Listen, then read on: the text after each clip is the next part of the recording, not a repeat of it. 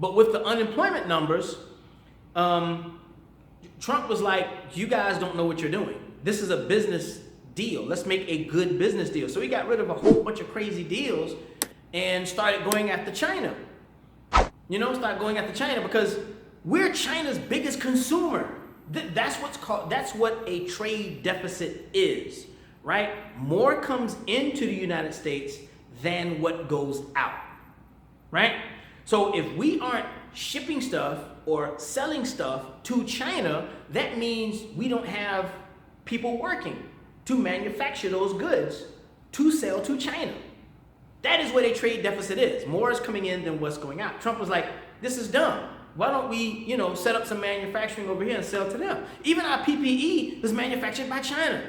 That's what the whole ventilator issue was with COVID-19 and we don't have enough ventilators, is because previous administrations, plural, signed manufacturing contracts for Chinese companies. Why are we not making that here in the States? That's what Trump said. And Trump was like, yeah, we're not doing this no more. This is dumb. And start ripping up all these different deals. A lot of my friends on the left were like, oh my God, China's going to get mad at us and start kowtowing to China, which I'm like, do you know where you live? It's like, what are you talking about? This is crazy.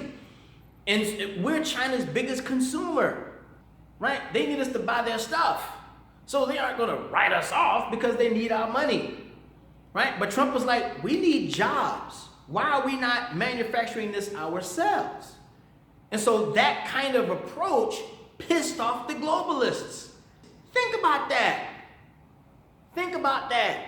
They don't want you to have a job. They don't want you to have access. They want to give the jobs to overseas. Even in the most recent COVID bill, there was a whole bunch of money when they said, we'll give you guys $600. We'll give you $600. They're giving millions of dollars to all these other countries in the same legislation. Trump was like, this is dumb. Why are we doing this? What are y'all doing?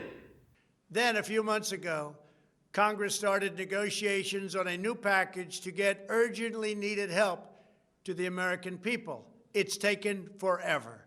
However, the bill they are now planning to send back to my desk is much different than anticipated.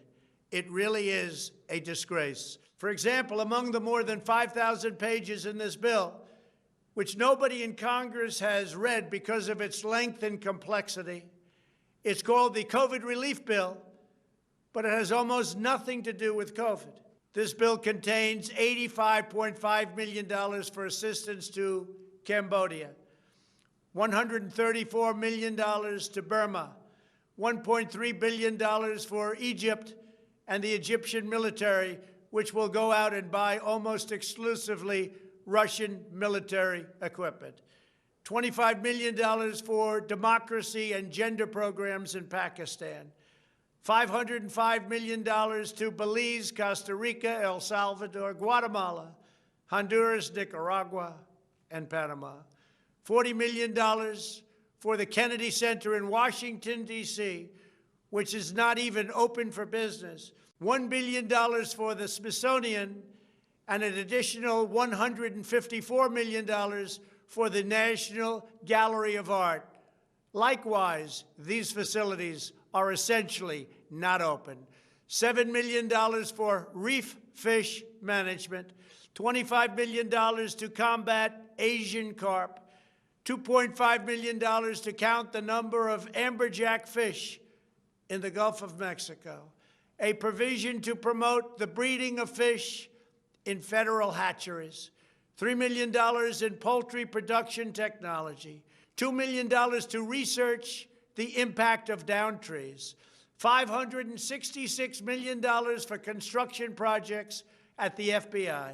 The bill also allows stimulus checks for the family members of illegal aliens, allowing them to get up to $1,800 each. This is far more than the Americans are given.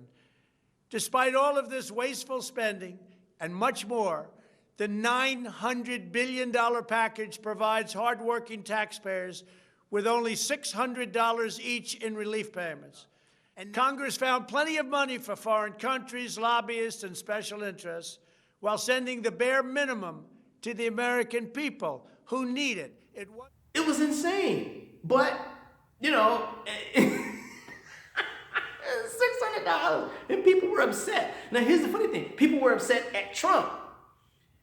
Presidents don't write legislation.